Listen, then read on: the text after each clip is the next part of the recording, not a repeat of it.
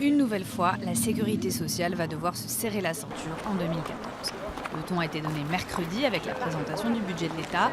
Le mot d'ordre est clair, économie.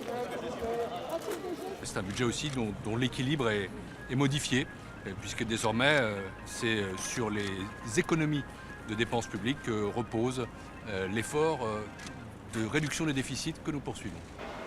Objectif du gouvernement pour la Sécu, réduire encore son déficit qui avoisine les 16 milliards d'euros cette année.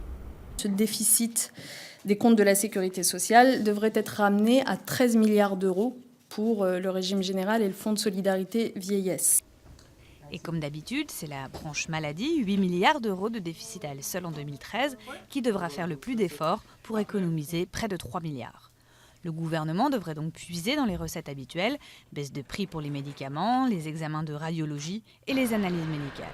Mais c'est promis, pas de nouvelles taxes, exit d'éventuelles ponctions sur les cigarettes électroniques, l'optique sera aussi épargnée.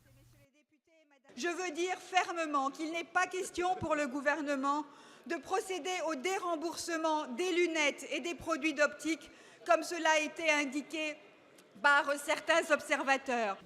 Le gouvernement suivra peut-être certaines recommandations faites la semaine dernière par la Cour des comptes, qui a débusqué plusieurs milliards d'économies possibles, notamment à l'hôpital. Nous avons regardé de plus près la chirurgie ambulatoire, c'est-à-dire la possibilité de sortir une fois que l'opération a été réalisée. Des économies sont possibles à hauteur de 5 milliards d'euros. La branche vieillesse devrait quant à elle bénéficier de la réforme des retraites qui doit lui rapporter 2,5 milliards d'euros en 2014 via notamment la hausse des cotisations salariales et patronales.